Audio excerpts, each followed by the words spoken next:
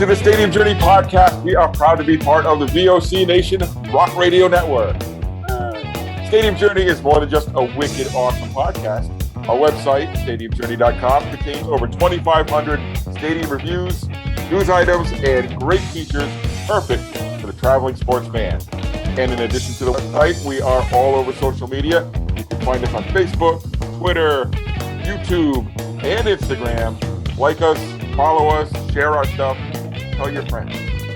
The Stadium Journey podcast is the perfect companion to listen to while you're on a road trip. Just type in VOC Nation Radio Network into your podcast search app or search for us on Spotify. In addition, all of our old video podcasts are on the Stadium Journey YouTube channel. It's perfect for binge watching.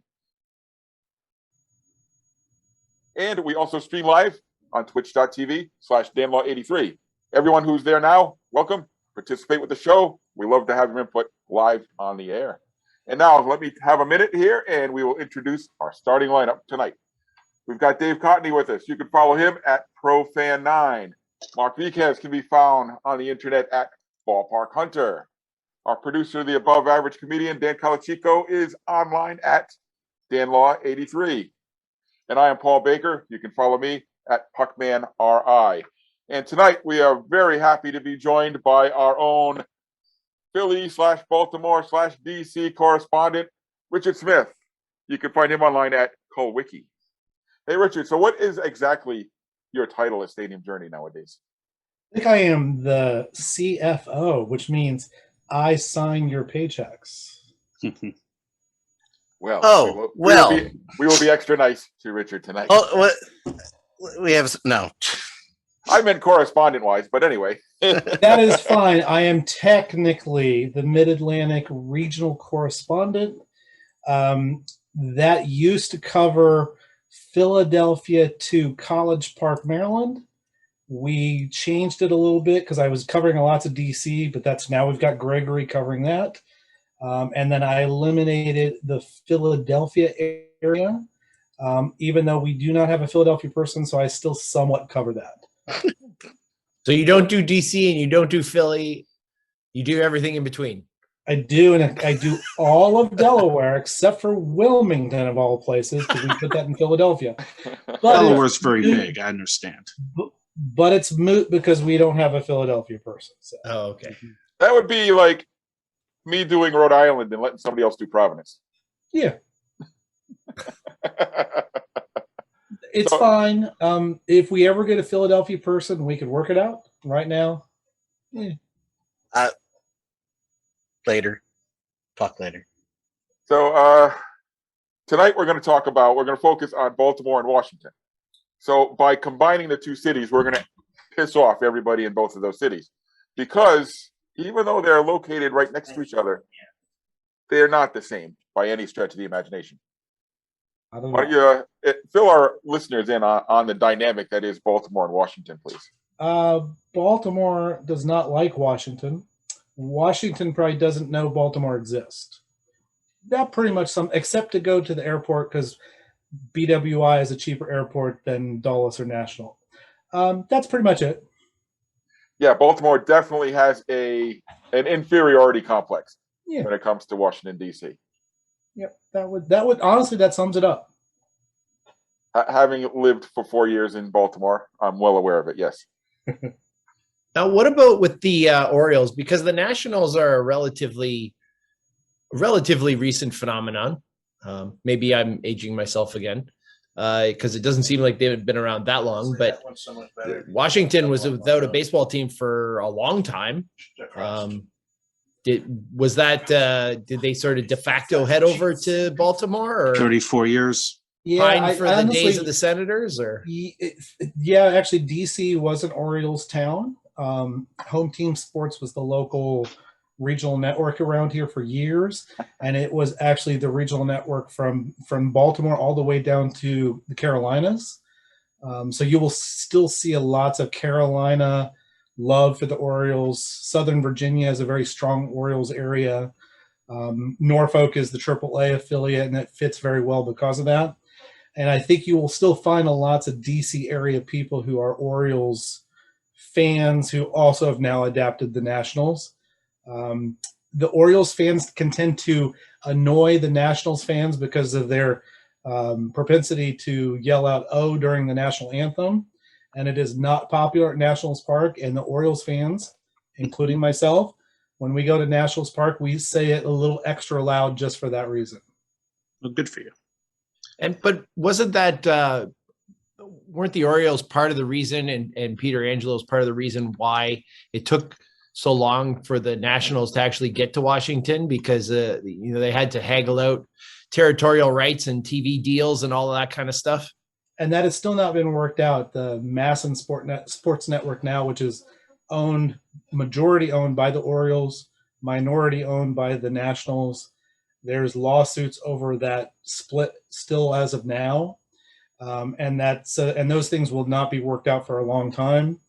Now that Peter Angelos is still alive, but he's not an active part of the organization because he's very old and very sick, his sons have more of an active. I think those kind of things will change, but there's still lots of animosity between the two teams, and particularly the two cities too.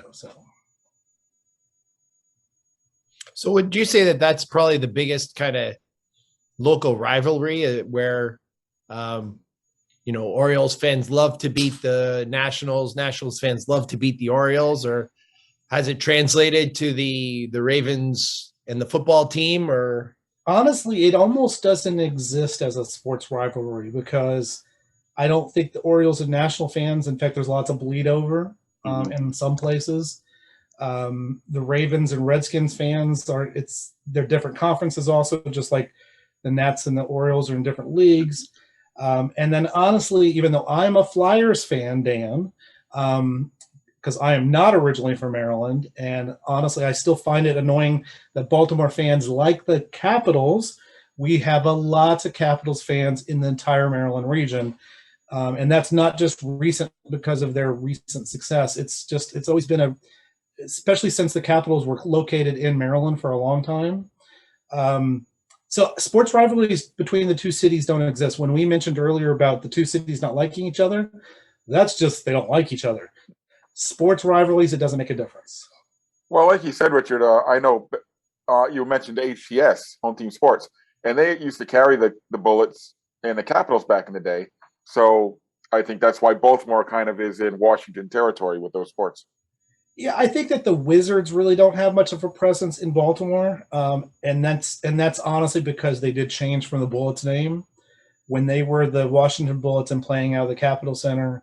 Obviously, they were originally the Baltimore Bullets before they moved there, but they played a few games a year, still even almost until they became the Wizards back in Baltimore at the Royal Farms, what's now the Royal Farms Arena. But now, honestly, I just don't think anyone cares about the Wizards. It's not an NBA area per se. There's actually no NBA team, I think, around here that anyone really supports. So.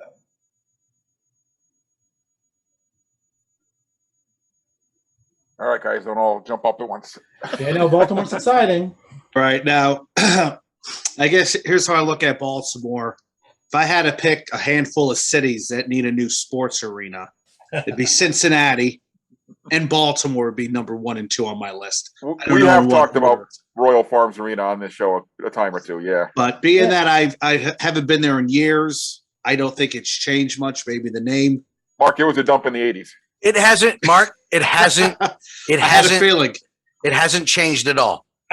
It hasn't changed at all, and I've got lots of thoughts about that arena. And I know Dan's a big wrestling guy. It's a famous wrestling arena. Yeah. Yes, I know Dan. I was actually there in 1998 or so for whatever WCW pay-per-view. I can't remember the name of it at the time. It's a dumpy arena. It really is.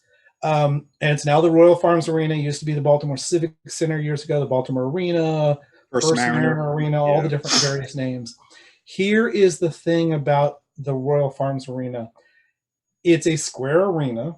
And when I say square, that means the corners of it, the seats actually face each other, not out onto the field. It has a built-in stage, which is awkward. That's very awkward. It's clean. We can put it that. But here's the other thing I hope about so. it is one of the most profitable medium-sized arenas in the country. Okay. And the city of Baltimore owns it, managed by whatever normal management company, SMG or one of those.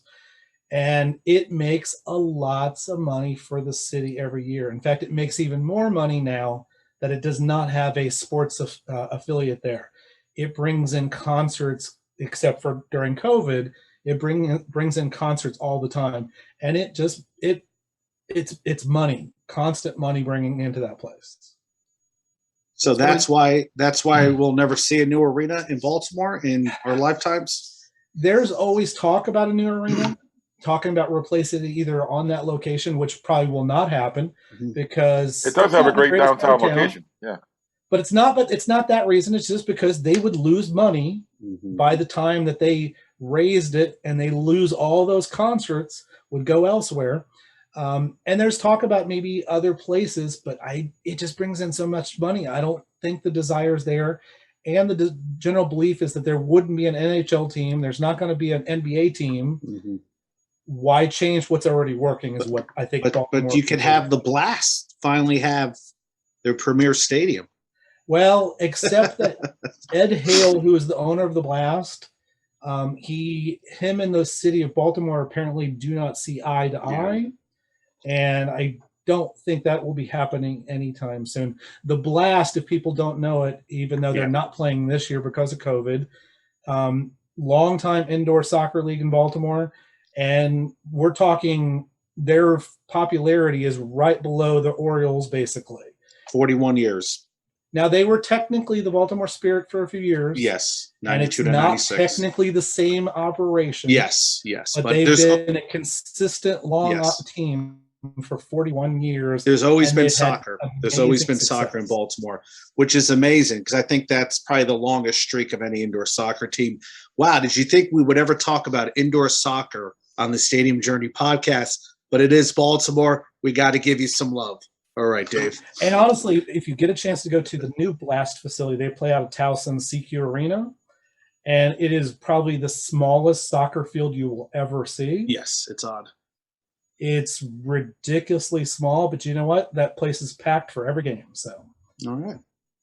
So does Washington and Baltimore end up like divvying up concerts kind of based on that size? So like the bigger acts that would require like a big arena show would go to, I don't even know, is it Capital One Arena now? Is that what it is in Washington? Arena. And then kind of your mid-sized, smaller acts would go to Baltimore? Or? I think it's even more complicated than that. I think you're going to get really big acts are going to go to Capital One, but they're also going to, some of them will go to Baltimore. The Garth Brooks concert that was here a couple years ago, I think he performed seven nights in a row at Royal Farms. Capital One is a slightly bigger arena, but then you've also got medium-sized arena like I don't remember what it's called now. I think it's Eagle Bank Arena down at George Mason, whatever their current name is. We even have APGFCU Arena, another credit union, up here in Harford County, Maryland. That brings in acts that could go around 5,000 seats. So it's way more complicated than that. I think lots of acts can actually play in both places. I mean, I guess the population's big enough. I was sort of expecting you guys to sort of harass me about my Oriole Park review from a few years ago. We'll get to that. We will get to that. Yeah, and the Ravens. I was waiting for that one. And we're laying a foundation. We're trying to educate. What does the Beltway area, the Baltimore, Washington area, what is? And I have a justification and a response to it too. So, by the way, Richard, it was Great American Bash in 1998.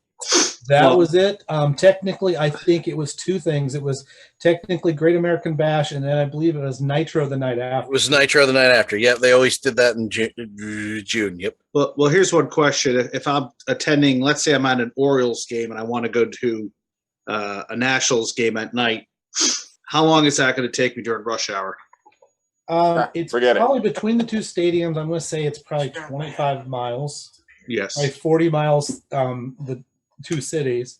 probably 25 at that point. But it is Baltimore, Washington, so that 25 to 40, whatever, could take anywhere from a half hour to 3 hours. 'Cause Yes. it is. You're going to be dealing with two different beltways, the Baltimore Beltway and the DC Beltway, Interstate 95, and all those in between.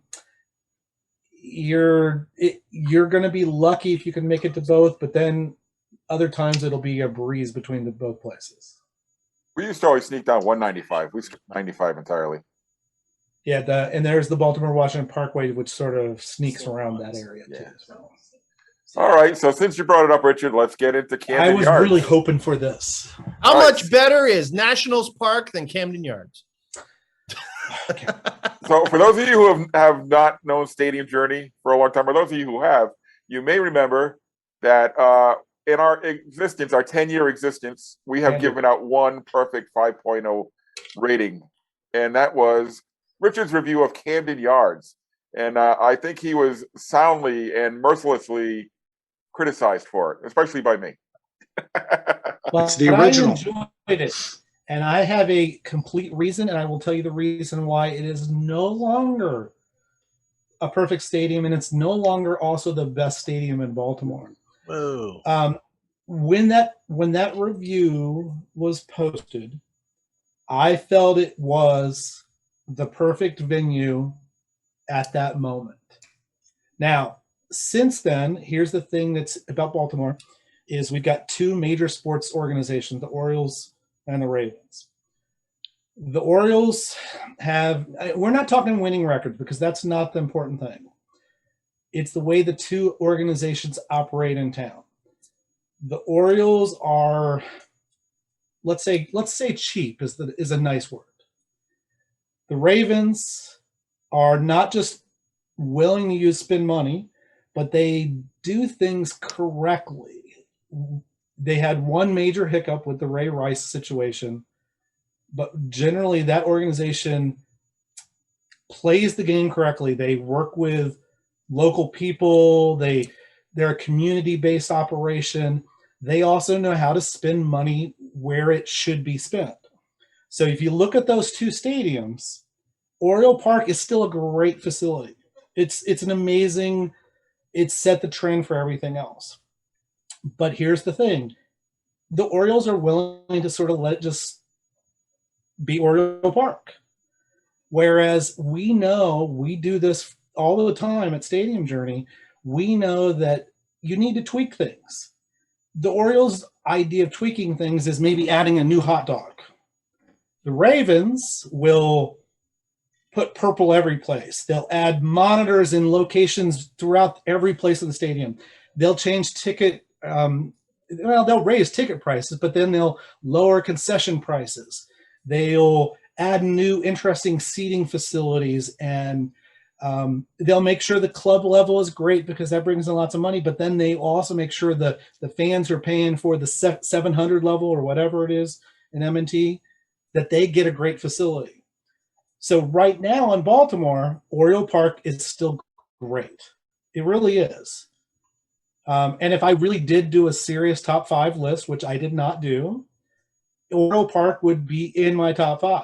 It would probably not be number 1.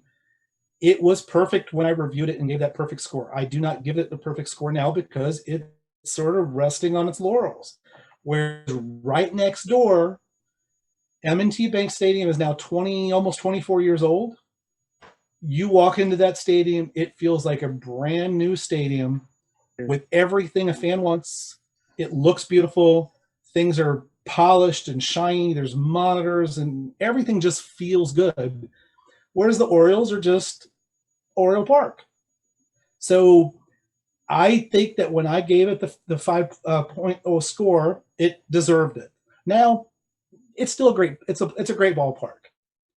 But right now, M&T Bank Stadium is the class stadium in the Baltimore, Washington region. And when I say that, you also have to realize that we've also got some stinkers around here too. We've got FedEx Field, which is only 1 year older than M&T Bank Stadium, but you could walk into that stadium and it looks like 1,000 years old.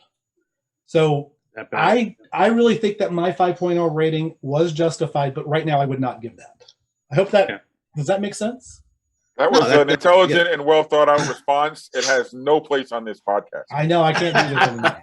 I quit. No, I think there's nothing wrong with giving a stadium a 5.0. I mean, there's a ballpark north of me in Fort Wayne that I've had to think about giving a 5.0 or score a little bit under that. And I think we're always told not to give a 5.0, but we've had albums on Rolling Stones or The Source that have been given 4 mics or 4 stars. Well, and 5.0 doesn't mean everything. I'll give you a little tip. We're going to be doing our top minor league stadiums list too. Good plug. Good plug. I know. So hashtag SJ event.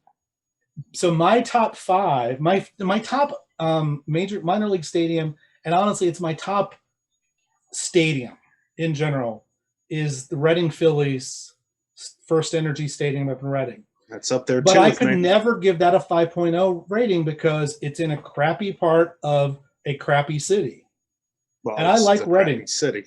But that stadium should deserve a 5.0 perfect rating. It can't because of where it's located. So in the neighborhood. And that's our metric, yeah. And that's the fault of our metric and also the greatness of our metric, that we can recognize that Reading is a great stadium. It's not 5.0. Oriole Park was 5.0, but it's 5.0 8 years ago when I rated it. So I had Oriole Park as my number 1 minor league baseball stadium. Double A, because the Orioles play at about a double A level. Actually, the Bowie Bay Sox, no, they didn't play at Camden, but they did play at Old Memorial Stadium. Yeah, they did 93, I believe. Yes, they did. Or 91. I joked that they were going to be my top minor league stadium also, but hey, I remember going to, having gone to Johns Hopkins, Memorial Stadium was a short walk up 33rd Street. So we used to go all the time and get our $3 tickets. When I first moved to Baltimore, I actually thought Memorial Stadium was better than Fenway Park. Memorial Stadium had a certain life to it, I guess. And if anyone's been there, it didn't look like much, but it felt good. And to us stadium journey reviewers, that feel when you go into it. Yes. Well, also Fenway Park, it kind of ties in with what you were saying, Richard. Back in the 80s, that's how the Red Sox treated Fenway Park. Open the doors, let the people come in. Look at the history. Look at it. Not going to put a cent into it. They have since learned and improved every aspect of that ballpark. And it's really a different place now than when I was a kid, but I digress. And that's where a place like Toronto really struggles, is because they're at the crossroads where, they do have to keep doing things to the Rogers Center, but it's also out there that it's time to move on. It's time for something different. So how much, how much good money are you throwing after bad, right? Like, you're not going to, are you going to be able to get out that money that you put into Rogers Center in such a short period of time? It's hard to say. I mean, and I guess I went to a game at Rogers Center and I very much enjoyed it. And I was very lucky that right before the game, they decided to open the roof. So you look up and go, wow, it's great. Yeah, but then I went to go get a snack, and I think I had to go 5 levels down, and I couldn't find any place that would take a credit card, and I couldn't, it was just, and it was unimpressive. But did I enjoy myself? Yes. And in fact, some of my greatest memories, I said it in my top 5 list, and I did it sort of snarky, but one of my favorite memories is going to the Montreal Expos at that really weird stadium up in Montreal. It was great. I can enjoy myself at lots of unique places. I like how you say that really weird stadium up in Montreal, and that refers to about 3 or 4 different places. Well, that is true, because they do have a few of them right even that same area, in fact. But I think we all know that the one with the roof that doesn't quite work. So yeah, but my memories of Montreal, I remember those seats were shaped oddly, and I found that fascinating to open them up and down when I was there. And we had my daughter actually my daughter who's now a civil engineer, but at that point was in a stroller, and she was banging those seats up and down. Yeah. I was first going, oh, it's so loud, but when no one cared because no one was there. So Right.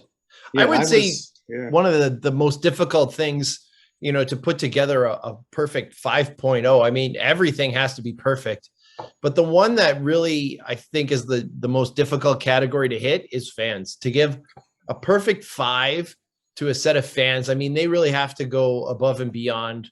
And you have to look at it longer than just that one little snapshot when you're there. Like to have a perfect 5 for fans, you have to show some history. And to me, you have to show up when the times are rough and not just when you're winning the World Series. And this is to, where I to go back to Oriole Park, that's where I struggled with it, because when I was there, it wasn't full. There were probably more Red Sox fans than there were Oriole fans. That's because Boston fans are 5 fans, no doubt. And of course, I was there in '95. True, but I actually have a sort of a justification for that. Some cities are very large and they're going to draw lots of people. Baltimore obviously is not a large city, even though it does have the Washington fan base. But from living here, here's the thing with this is that this has been a team that's been, and it's Peter Angelos's money, and he could do whatever he wants with it. But he has been one of the historically worst owners in sports history. I mean, luckily we've got little tiny Dan down the road down in Washington Football Club territory that can sort of fight him for that title. But he's been such a historically bad owner who has meddled with the operation of the team so much that, and I'm an Orioles fan, even though I'm a Cubs fan also because I grew up in Illinois, so maybe my perspective is always a little screwed up anyway. But I could see that when an ownership has done so much harm to the fan base, to a certain point, the fan base can be really strong, but at some point they're going to be like, I'm just going to listen to it on the radio because I can't deal with how bad the operation of this team has been. And I think even now we're starting to see, even though obviously the Orioles are still going to have a not great record this year, you're seeing that now that Peter Angelos is hands off, and it's mainly because he's literally not able to run the team, that now that team probably will start making the rise up. Hopefully his children are not like him on how they ran it. We'll see how it goes. So I want to give the fan base a little bit of credit because I feel like they were getting the hammer more than almost any other team for almost now 30 years. So, Richard, do you feel that Baltimore has transitioned from a baseball town to a football town, or were they always a football town? I'm going to answer that one, Dave. They were always a football town. And now I'm not from Baltimore originally. I didn't move here until the late 80s. I grew up in Illinois, but I grew up here after the Colts had moved away. What I've always heard was this was a football town first.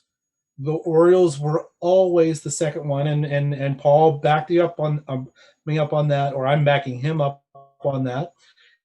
So once, in fact, we saw Dave and I were talking pre-podcast about the CFL Stallions, Baltimore Football Club, CFL Colts, whatever you want to call it.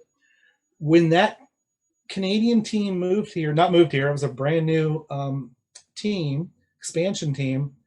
They were drawing 35,000 people a game at in Memorial a place Stadium. that was not a great place to watch football because No. I did watch a few games at Memorial Stadium, and it was better for the Canadian thing because it actually the size of the field worked better. It was one of the unique American stadiums that actually the Canadian was a better fit into that than the NFL game because it had the room for that.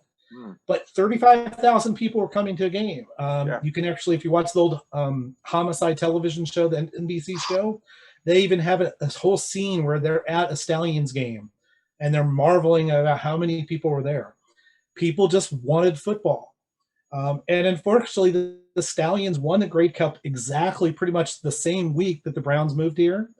And it wasn't that they told the Stallions to move. The Stallions just went, we got to get out of here because NFL's in town. We can see the writing on the wall. Football town. So conversely, then, I think it would be fair to say that Washington was definitely a football town. But what the heck happened to the football team, and what would you say it is now? Is it like, do you think it's still a football town that's maybe kind of dormant, or? I think there's two things here. First of all, I don't think it's a great sports town in general. It really is not. I think that the Capitals have done a good job because they have good ownership, and that's the same owners as the Wizards. So that's give them a little pass on that. They have strong ownership that's bought into the community. But honestly, the other problem that they have, since it isn't a great sports town, they have bad ownership. So much of this comes to ownership. The Redskins / Washington Football Club ownership is bad.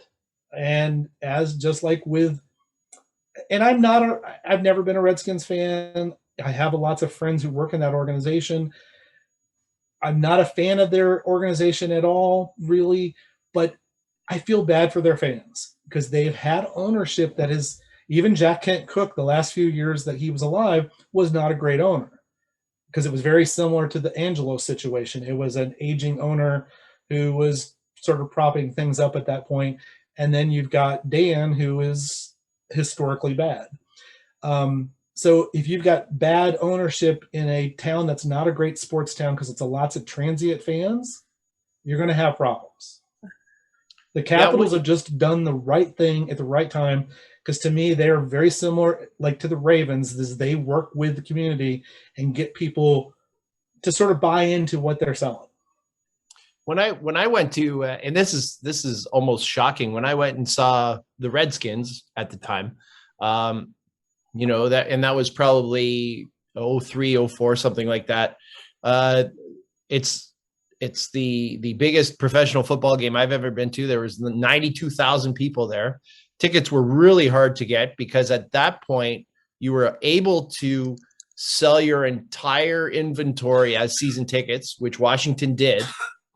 And still had an incredible waiting list at the time. Yeah, it was huge. But now they've had to reduce the capacity of the stadium. And even though they've done that, it doesn't sell out. And it's just shocking to see how far they have fallen in, a decade and a half, 2 decades. I mean, even like the Lions are hideous, have been hideous since Barry Sanders. And I mean, they still draw well, and it's still a great time, even though they're going to be terrible. And people still show up in droves to Ford Field to see the Lions. But well, like I said, they've got two issues. They've got that bad ownership. Like I will say, Angelos and Snyder, bad ownership.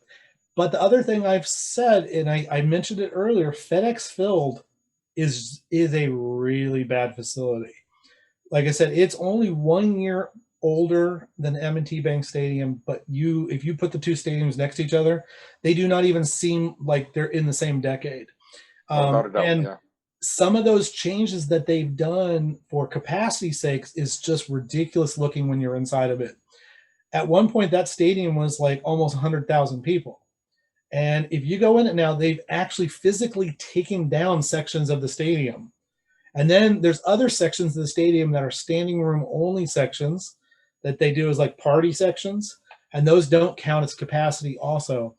So when you're even in the stadium, it not only looks old, then once you get into the seating bowl, you look around and there's chunks of the stadium that are gone that used to be seats. It just looks ridiculous. There's covered sections, and they're covered in the little FedEx, like yellow and green and orange, whatever their little logo is. It's just, and they try. They've removed a couple seating sections lower to make like the standing room only, a good standing room only section. They've tried some things, but it just is a bad stadium, bad ownership. and you can't combine bad location. You can't combine all that and expect the fans are going to do that. Sort of, the Orioles at least have it somewhat good in that they have a good stadium. The Washington football team is never going to be a great success. Even if they win sometimes on the field, they're never going to be a great success because of ownership and that stadium. It is that bad. I always felt that FedEx Field was built to just pack in as many people as possible. To me, it was kind of a twin to, and not that I'd ever been there, but it was like a twin to the Meadowlands, right? Let's just, how many seats can we put in this place? Great, let's do it. Parking, great, let's charge $75. Mm-hmm. How else are you going to get there? It's in the middle of nowhere, right? Like, I don't know.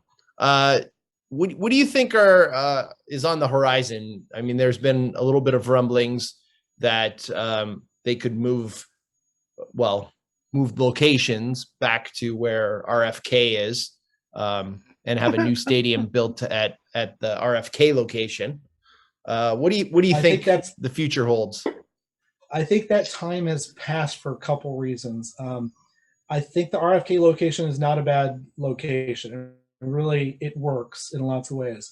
But little by little now, the RFK still sits there. It's going to be demolished at some point, but it's still sort of there.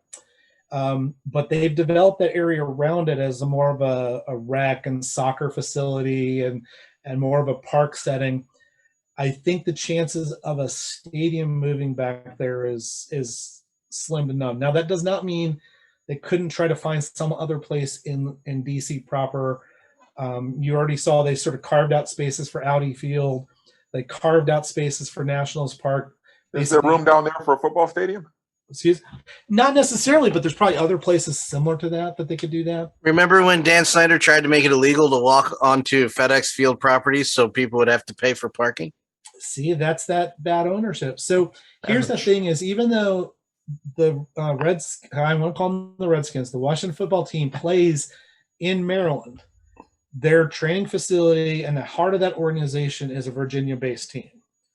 So their best bet is, if they can get into DC, that's fine. I think that you're just going to run into some space limitations because where do you, I'm sure they could do it, but where do you sit a football stadium in DC? It could be done. Their best bet is if they can find a good location in Northern Virginia. Northern Virginia is an extremely wealthy area of the country, not just of Virginia. It's where they're already training at. It's where most of their fan base is coming from. There's probably more people coming from that part of the DC area than anything in Maryland. So honestly, that's where they belong. Ideally, DC would be there just because for historic sakes, but they belong in Northern Virginia. It's just Northern Virginia is like a political quagmire, and that's going to be really hard for them to do, but that's where they belong, and that's really where they should be. Let me know so I can move first. Yeah, and Dan, I hate to see that because Northern Virginia is already a mess anyway. I love driving in Northern Virginia because I love just stop and go traffic constantly. Yeah, so much fun. I love it. I've spent more. I've been down here. It would be 11 years in October. No, 10 years in October, and I see my friends and family that I grew up with in Philly and South Jersey complain about the traffic, and I'm like, I've spent more time in traffic in the 10 years I've been here than any driving in the city of Philadelphia or in and around the Delaware Valley. Yeah, it's terrible. Northern Virginia, like I said, I've been I've been to Los Angeles. I grew up not that far from Chicago. I've been in New York, New Jersey area. DC traffic is probably the worst, and Northern Virginia is the worst part of DC traffic. Terrible. It is where that team belongs to be, though. I didn't mean to cut you off, Rich. It was a cluster F to try to get a second PNAT stadium out here, which eventually, in this immediate area, they went a little further south because where are you going? That's where the head was, right? Oh God! I can't imagine them trying to put the Washington. I'm going to will this into existence. The Red Hawks. I can't imagine where they're going to put the Red Hawks. There's one other possibility that's been floated. There's an area in Maryland, right north of what's called National Harbor. Yeah. National Harbor is a sort of fake created town right on the Potomac, south of the DC Beltway. The governor of Maryland has floated that some land that the state owns there, that would be a good location. And honestly, that would be a decent location because it's got lots of roads near it. It doesn't, once again, just like FedEx, it doesn't have good metro or public transportation, but apparently they don't care about that. So that is a possibility. But honestly, Northern Virginia is probably where they will end up, and Dan will move away at that point. I mean, I'm already trying. You got any views or hopes for a team name, or are you going to stick with Dan's Red Hawks? I think I like the Red Hawks too. I don't want to agree with Dan on that one, but I think that name is the best of those. Well, it would be the first time. Just say you agree with me. It'll be the first time on the show. Are there any finalists or? I've disagreed with you before, Dan, but I was just yelling at I've heard Red Tails. Didn't know. I think the Warriors is probably, honestly, it's the more likely one because it's the sort of the alliteration of it. Yeah. Yeah, and honestly, it's just it seems generic. It seems lazy. So honestly, that's probably what they're going to do. Rich, sometimes I've written stuff after you friended me, and I'm like, he's probably, oh God. It's okay. Especially wrestling related. I'm like, will you shut up? Well, and honestly, I know we were talking about Baltimore and Washington, but my other favorite, in fact, I got one more Baltimore arena I'll tell you about in a second, but my other favorite arena is located in South Philly. It's now Arena 2600? It's 2300 Arena, yep. Yeah, it's the former ECW wrestling arena. Yep. Got to go to a wrestling show there right before COVID. Actually, it was about 6 months. You went after refit. Oh yeah, it's the refit, so it's the boring version of it. Oh my God, is that still a great place? And that was I know it's nowhere the same. No, you trust me. You want the cleaner version. Oh, because I don't really like stepping on urine all the time. Oh, dude, just a short, all the time. A short aside for you guys.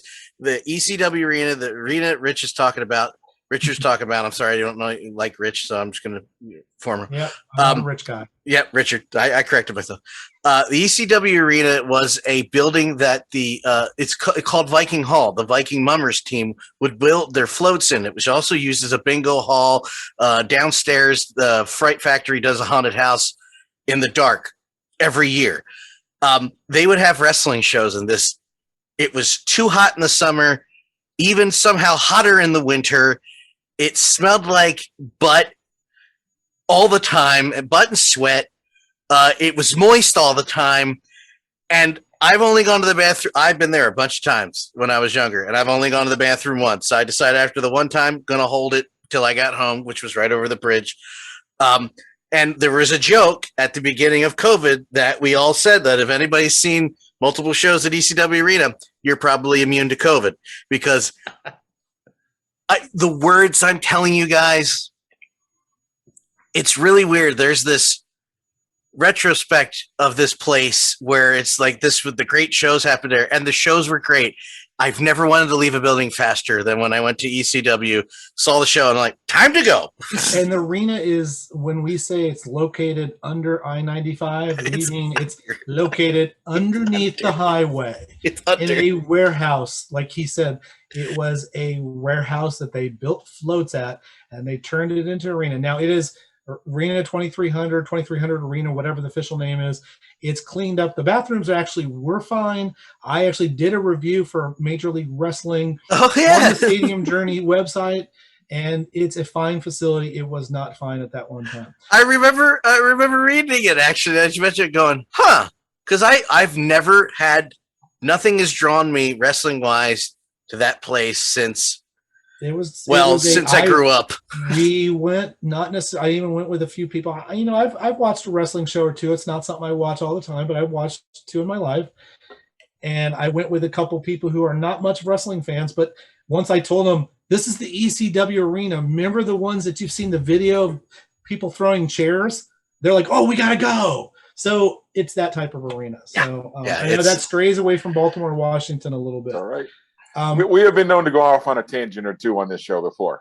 but I did promise another venue in Baltimore that to me is the pinnacle of sports. And it's hard for me to even say this because, in fact, is that a Blue Jays hat you're wearing? A Hopkins Blue Jays hat you're wearing, Paul? It certainly is, sir. So I grew up in Illinois. I'm not a Maryland person. So Maryland's favorite sport, and Maryland not only loves indoor soccer, Maryland loves lacrosse. I do not like lacrosse. I didn't grow up with it. I just don't get it. My wife, who's from Maryland, she doesn't get it. I've never gotten lacrosse. But I had a chance a couple years ago to review Homewood Field at Hopkins University. This is a stadium, I think, built in the 30s. Yes. And there's nothing impressive about the stadium.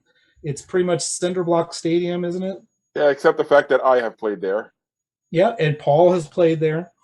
And to me, as a non-lacrosse fan, I went there. I still won't go all the time because it's still lacrosse, but I enjoyed going to that facility. Remember when I said when you go into some place and it just feels right? When I walked into Homefield Field and there's lacrosse balls going everywhere in pregame and the fans are excited, there's people tailgating as if it was an NFL game. Johns Hopkins University, which is now a part of the Big Ten, the only non-traditional Big Ten school there is Johns Hopkins in lacrosse, Homewood Field, and I've heard it says it on Wikipedia, so it must be true, that people refer to it as the Yankee Stadium of lacrosse. I have never heard it referred to as that, but sure. Technically, I looked it up on Wikipedia. The citation comes from Johns Hopkins Athletic Department, so do it what you will. But to me, Must be a new that felt thing. like sports. Even if it's a sport I can't stand, I have no problem going there and just experiencing the action because it feels good. They have football lines. It Yep. does. It does have football lines. Bah, I'm out. They use it Oh, for football football. Well, lines. they used to use it for football, soccer, field hockey, lacrosse, I don't think they use it for Track. soccer anymore, though. track. But, They use it for. but you know what? I think they do remove the lines. It is artificial turf, but I think they remove the lines between seasons, even though it doesn't know. You can usually see them a little bit. Well, the thing They is do that play football Hopkins. there, and weirdly enough, Hopkins has one of the strongest Division III football teams in the country. Which Not when I I know they played didn't. there. We were 0 we were 0 in my junior and senior years. They are actually quite good in the last few years. So that's my other recommendations. Homewood Field, Baltimore, Maryland, Johns Hopkins Lacrosse. It's a must visit for sports fans. There used to be the Lacrosse Hall of Fame used to be right across the parking lot. It used to be attached to the back of the stands. It is not anymore. Now it's up in Sparks, Maryland. And actually the Hall of Fame has their own field and everything up there. But to me, it's sports. And you could take a short walk up the hill and go wave to my old dorm room. It's now a museum. Yeah, it's a museum name. It just says Paul Baker. Paul Baker Museum. Actually, you ask anybody who went to school there in the 80s, and they would point at that window. I've had friends who've said, we brought our kids there, and we point up, that was Paul Baker's room, because he always used to have his speakers facing out There you go. and cranking the Van Halen when nobody wanted to hear it. Ranking some 1984. Greg Panama. says, do you know what the official state sport of Maryland is? It's not lacrosse, but jousting. It is jousting now. And Gregory, I hope he knows this one too. Lacrosse is the official team sport of Maryland. The official sport of Maryland is jousting, though. Wow. So, Like so on Rich, I guess horses this- with big skewers. It's like a traditional medieval jousting. Yeah. They do it now. They do it with a target instead of Ostriches. against a live person. Oh, come on. I want human bodies involved. They don't do that, unfortunately. Ooh. So, all right. So, talking about Hopkins gave us the nice segue. I was going to ask you about. There's a lot of colleges and a lot of minor league teams scattered around Baltimore and around Washington. Are there any that you've seen that are worth mentioning here? Are we talking minor league baseball or colleges? Do you have a preference? Any, Both. all, neither, none, whatever. Okay, so obviously, obviously the University of Maryland is the big dog in Maryland, but I don't think most people know that the second largest state school in Maryland is not UMBC, even though they did such a good job against Virginia a few years ago, but is my alma mater, Towson. Towson is located right north of Baltimore, has a very good FCS college football program. They play out of Johnny Unitas Stadium. Johnny Unitas lived in Towson, and he was a huge supporter of Towson football for years. That is a really great stadium. Otherwise, in the area, we have lots of Division III schools. Hopkins is Division III and everything except for lacrosse, which they are Division I. The other thing that I'm still upset that they renamed the College of Notre Dame of Maryland. It is not the College of Notre Dame of Maryland, which was with referred the to acronyms. as Condom. And it was an all-girl school when we went there. Well, technically it still is. It's Notre Dame, Maryland now. They got rid of all that name. And it is an all-girls school except their evening school is now co-ed. So go ahead, Dave. I was just going to ask a quick one about Maryland, about University of Maryland, which I actually looked up today. I was a little surprised it's actually closer to Washington than it is to Baltimore. Yes. But that being said, So is Suitland. do you think that they have sort of eased their way into being members of the Big Ten, or is it still, are they still pining for the old ACC days? I think that generally most people don't care about the ACC anymore, and there's two reasons for that. The people who really cared about the ACC, either they were college students at Maryland when they made the switch, they were a little annoyed, or the older fan base of the ACC realized that the ACC is not the ACC anymore.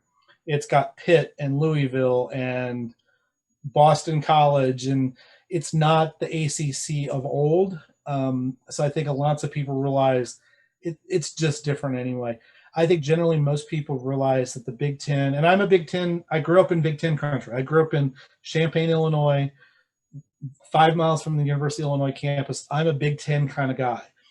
And when you go onto a Big Ten campus, and Mark, you're in that area, you know that when you go onto a Big Ten campus, it's got a certain feel to it. I've said that a few different times.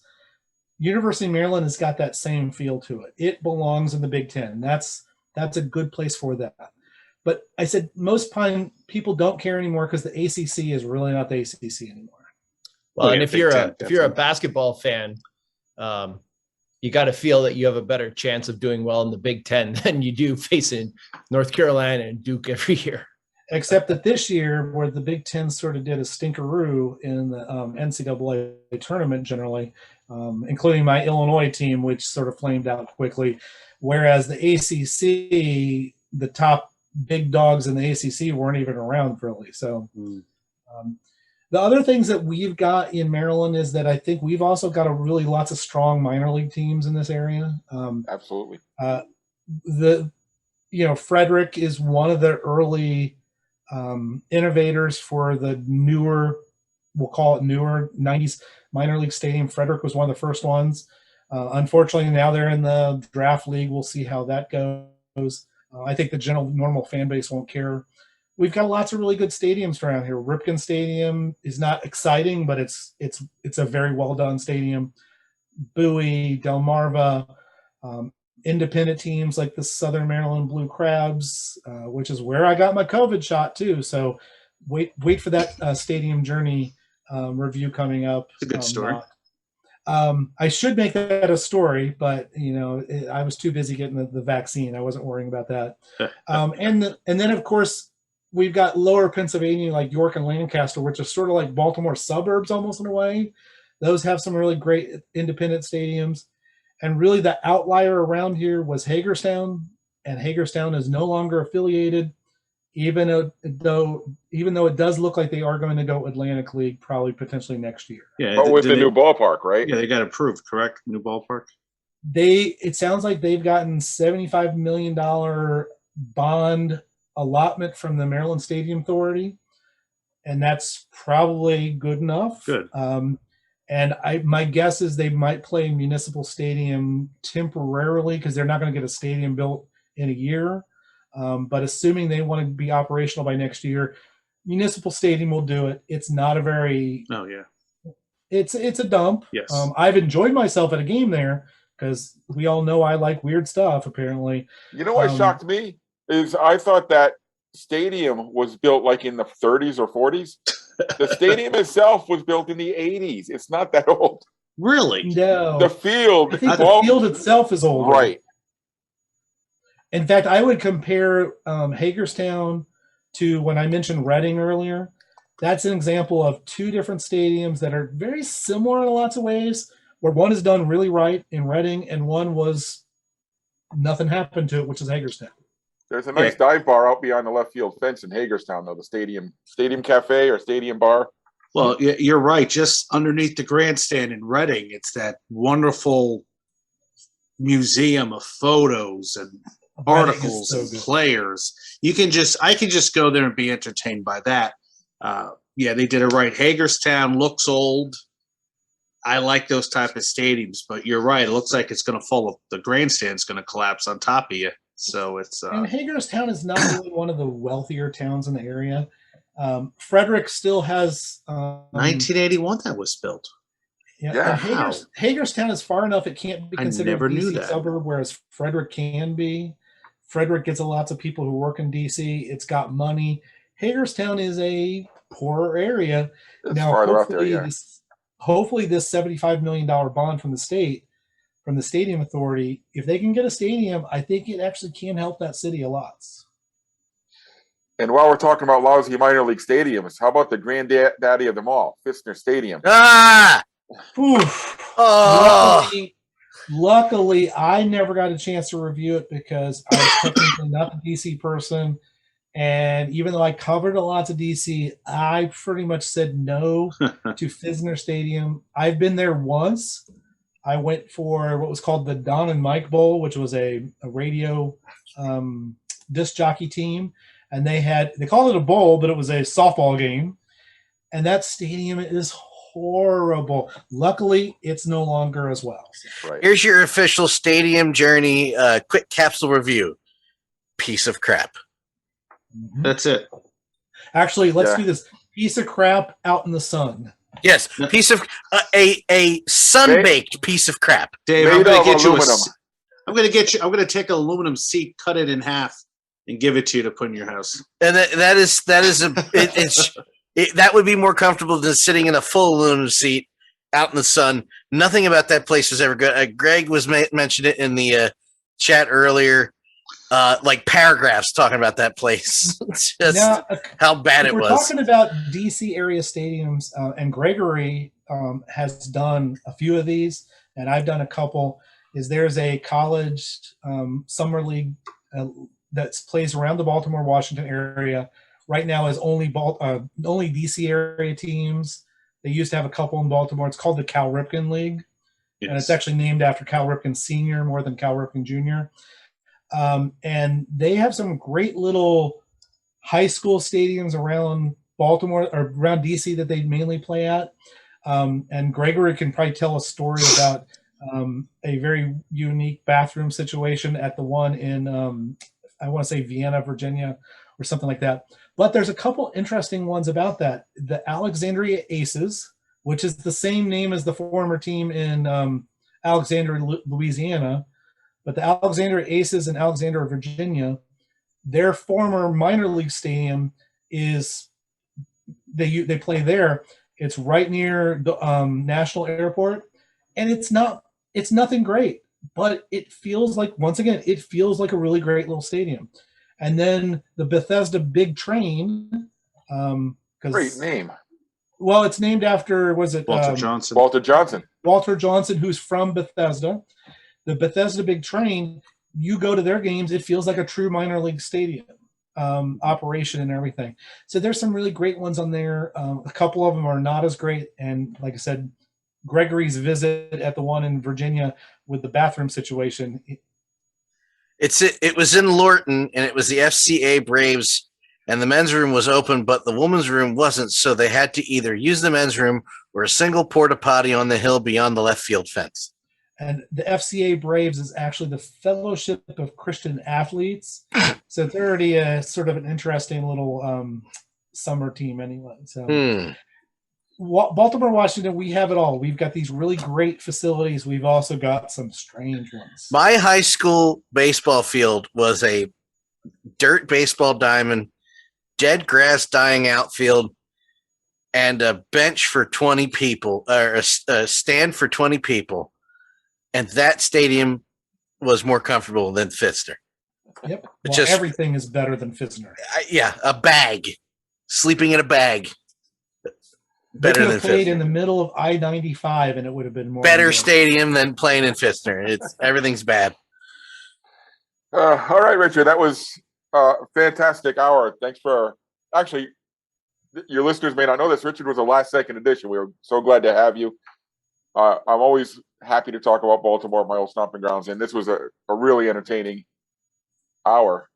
So do you want to let our listeners know if they'd like to follow your musings online, where they can find you? So I'm online, and my user handle is @Kulwicki, and that's Kulwicky. Lots of people ask me where I got that. That's because I was a big fan of the late race car driver Alan Kulwicki. He spelled his name with an I at the end. I just thought I'd be a little different and put Kulwicki.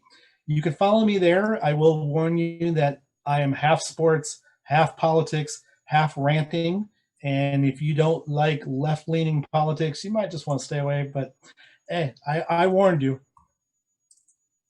Hey, that makes you right in line with most of the panel here. So that's well. right. I guess Tommy Lauren will not be checking you out. Yeah, that's fine. No. Well, you know what? Follow me anyway and get an argument with me. I'm going to win because I'm always right. So I sound like my mom. I'm always right. It's really weird. That's why we don't argue on social media, because Richard and I are always right. That's correct. No. See? So this is where we usually transition and recap our visits over the past couple of weeks. Richard, you're welcome to join us and stick around if you'd like. I will. So has anybody been anywhere the last couple of weeks? Mark, I'm looking at you. I was doing the math. I haven't. However, I did get a personal tour of the Spiceland Gymnasium in Spiceland, Indiana, by the town historian and the superintendent of South Henry County. So it's this 1937 WPA gym that is right off the interstate a couple miles down in this small little town. And I've always driven by to take a look. And I thought to myself, how can I get inside? So I made sent out a few emails, and lo and behold, the superintendent called me up, said, I can get you in there when you want to come out. So he brought out the town historian. He let me walk around, take some pictures and videos. That's on Stadium Journey right now, and it's also on my YouTube page. I have 2 videos from it. So I didn't get to see a game, but I was visualizing what it was like. As soon as you walk in, it smells like an old basketball barn. The locker rooms are right underneath the grandstands that I can't believe they were that small. You're picturing Gene Hackman from Hoosiers giving a speech. The brick masonry work is on the inside and outside. There's a stage, sort of like the Baltimore Arena. You still have the old team center logo and the official colors. And I was there. Usually when I go to these buildings, I'm there by myself and I just kind of do my thing. This time I got to talk to a couple guys who were giving me stories about the place. One was 80 years old, who remembers going to games and it being packed. And another was a young kid who would go to games there. So it was a lot of fun. And that's what I love about living out here in Indiana. You get to check out these really nice former gyms that still have a lot of stories to tell, even past their high school days. Beautiful. You got anything coming up for the next couple of weeks, Mark? Well, there's quite a bit going on here. There's I do want to go up to Fort Wayne and check out the Fort Wayne Purdue baseball. I know we need an update on that stadium. It's nothing fancy, but it is on my list. Louisville has a new women's professional soccer team. Want to go down there. I want to go down to Cincinnati, but I told Joe Mulsky, who's one of our new writers, if he wants to check out Xavier, UC, Northern Kentucky, be my guest, save me a trip down there. So I'm looking at my schedule. I'm looking at some options. When I do my trips, I kind of want to hit a couple in one day if possible, especially Louisville. I do want to check out Louisville baseball and also check out maybe that new arena football team, or it's in the indoor football league. So if I can do a double header there, that'd be nice. I got kind of pushed back because the minor league baseball season started a little bit later, so I had to adjust my schedule. Plus, I need 3 new tires on my car. So remember, like our buddy Tim Capper would say, not all indoor football is arena football. No, it isn't. No. This is indoor football. They're playing at the KFC Yum Center. I mean, I'm excited about it, but I can't imagine what that crowd's going to look like in a 22,000 seat venue, even though I'm sure the lower bowl will be open. And where can our listeners follow your travels? Well, you can follow me at Ballpark Hunter. That's on Twitter, Instagram, and YouTube. Check out some videos on YouTube. I have 2 videos a week. Exciting stuff. And I should really post some things on Instagram, since that's what a lot of the young kids are doing these days. Got to stay current, right? I know. Or TikTok. I don't know. I don't know if that's even current anymore. Apparently Yes. TikTok's a thing. Yeah. Pretty soon, TikTok. So it's Ballpark Hunter. Dan, how about you? You got anything percolating? I know you got your live streams. Got NHL 21 coming up after this. WrestleMania wrap up tomorrow. A new game on Thursday. Keep an eye out on all social media platforms at DanLaw83 for that. And other than that, nada. Aside from doing something every single night. Yeah, except every single night working more. Vaccine shot number 2 on Friday. Beautiful. Yeah. Beautiful. Dave, how about you? What do you got in the queue? Enjoying the lockdown, stay-at-home order. Schools were we're actually on spring break now, which was pushed back from March, but schools were announced to be going online after break. So yeah, we've got a whole lot of nothing going on. Actually, today was the official canceling of the Memorial Cup, which was not a surprise at all because the OHL hadn't started at all. The QMJHL was pretty up and down, as was the Western League. So there was a little bit of junior hockey, but definitely not enough to really do the Memorial Cup. And then with travel is a thing. So we got some obstructive views coming up. I believe next Tuesday we're looking at Frontier Field, home of the Rochester Red Wings, and literary journey continues. So I'm into audiobook called Where Men Win Glory. It's called The Odyssey of Pat Tillman, which is pretty interesting. More Afghani, Iraqi military history than I was expecting, but the author does a pretty good job of throwing the American military under the bus. More than Pat Tillman was expecting too, I'm sure. Yeah. And I'm into right now Roger's World, which is a biography of Roger Nielsen, which is really fascinating. I was saying before, Dan, I'm right at the part where the Flyers fired him because he had cancer. Oh God, don't even get me started on that organization right now. Yeah, no, it wasn't a good look for anyone at that point. But anyway. No, well, never mind. You can follow me at Profan9 before Dan explodes. Those years, those years were not great in Flyers front office history. Richard, you got anything coming up? You able to do any traveling? I had 2 visits to Regency Furniture Stadium in beautiful Waldorf, Maryland. And I saw a couple games from the FEMA Pfizer shots. And, those were some really long games, but those are all done and complete. But seriously, I haven't done anything since seeing my last sporting event was an XFL game. So that's been a while. My plans are to have a summer trip planned. And at this point, I am looking like that I might meet up with fellow Stadium Journey writer James in Iowa. So hopefully I will be visiting the Iowa Cubs sometime in July. Hopefully between now and then I might get some college games in or something like that, like some college summer games or something. Well, hopefully you're not holding out for another XFL game to be like your next one. That could be a wait. Yeah. It could be a while. Maybe they'll be with the CFL. So Maybe. Can I throw a monkey in the wrench here, Paul? Sure. For all of our American members of the show, Dave, you can't answer this yet. You'll understand once I ask it. Vaccines are rolling out. Arenas and stadiums are allowing capacity. Down the line, are you guys going to go to a game as soon as possible, or are you going to wait? Richard's going to wait. I have no desire for a while. Yeah. I won't go to a full stadium event. Yeah. Half stadium, partial capacity, no problem. If I can spread out, I'm fine with it. I don't want to be packed into Fenway Park with 35,000 sweaty people breathing on me. No.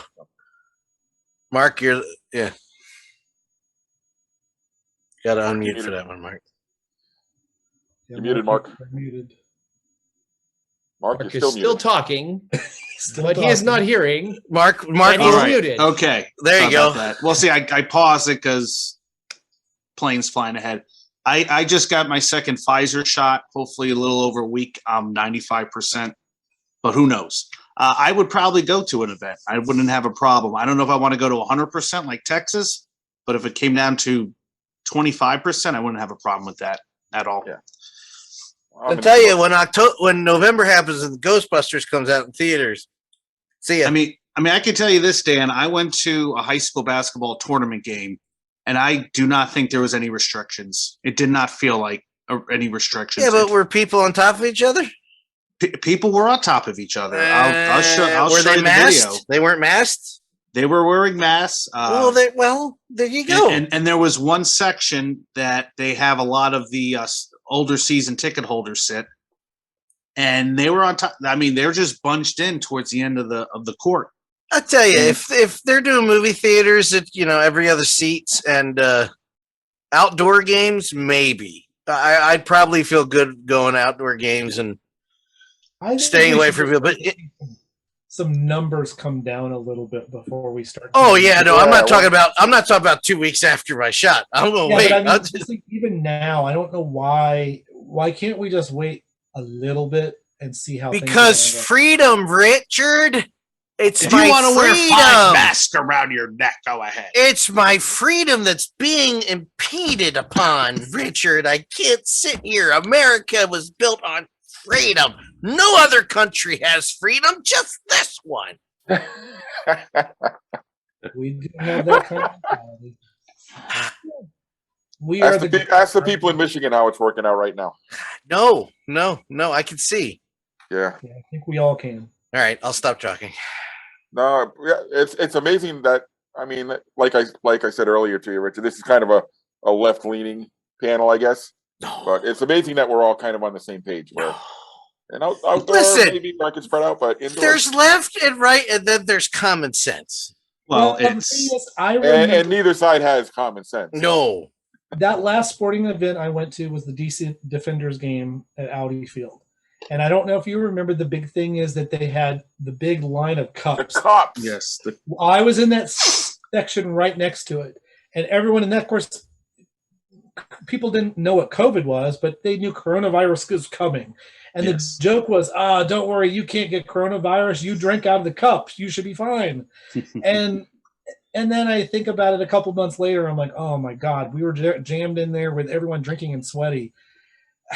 Richard, we ran a wrestling show at DC Brow the 3 days before lockdown. I know, Butch I versus know. Gore, and I'm like, I look back at that, and I'm like, we, as far as I know, 100%, we all made it out of there, and I still don't know why, because all the wrestlers were coming in, we're going COVID bump, COVID bump, COVID bump. Nobody's shaking hands, nobody's hugging each other. I'm wiping tables down. I'm telling people to grab your ticket. I'm not handing you a wristband. You're an adult. Put your wristband on. Well, the day before I went to the DC Defenders game, I did the CAA tournament down in Entertainment Sports Arena. Stupid name in DC. And that's the name of the arena, the Entertainment and Sports Arena. Whatever. You're so matter So- of fact about it. a few days after that, I started getting messages from a couple other Stadium Journey writers going, "Hey, did you know one of the referees got coronavirus? Jesus Are you going to Christ. like quarantine?" I'm like, then I started realizing, wait, I went downstairs to the free food that the Prescott was right next to the ref. Oh, and that's crap. when we didn't know much about it either. No. Well, Yeah, no. cut to now, and there are articles coming out saying that you get there's almost 0% surface transmission.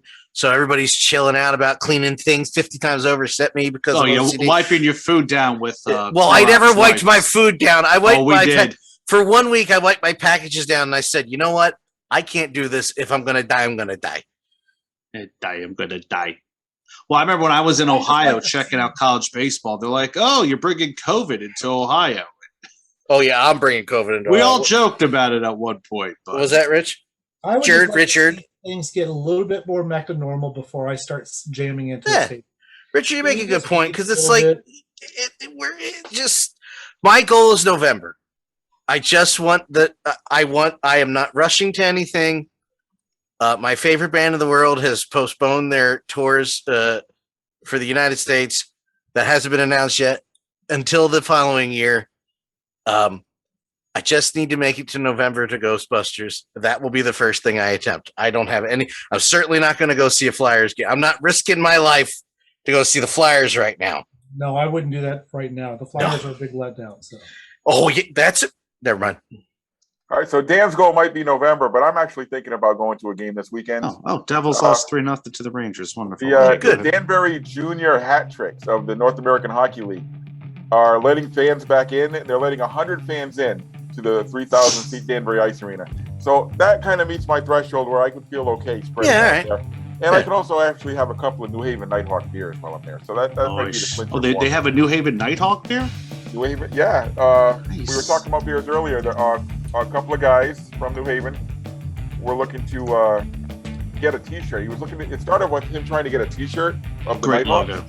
And somebody from the AHL had the copyright and they said, "Here, have the copyright." They ended up taking it and using it in a brewing thing. So they have a whole line of beers under the New Haven. Oh, Nighthawk yeah, line. look at that.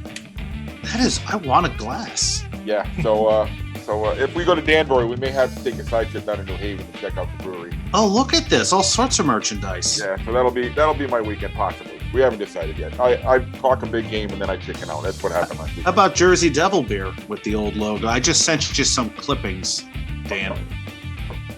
And you can follow my Stadium Journeys on Twitter or Instagram at PuckFanRI. Don't forget to check out our website, stadiumjourney.com. Follow us on Twitter. Follow us on Instagram. Follow us on YouTube. Like us on Facebook. You can find us at Stadium Journey. You can find the Stadium Journey podcast at vocnation.com or search VOC Nation Radio Network on your podcast aggregator. And remember, we simulcast live every other Tuesday night at 8 Eastern at twitch.tv/Dan83. We will be back in 2 weeks. That is April 27th. It's going to be a good one. We will be joined by Mike Nutter and Mike Limmer from the Fort Wayne Tin Caps. So until next time, remember, and this is appropriate for all of us Stadium Journeyers, the waiting is the hardest part.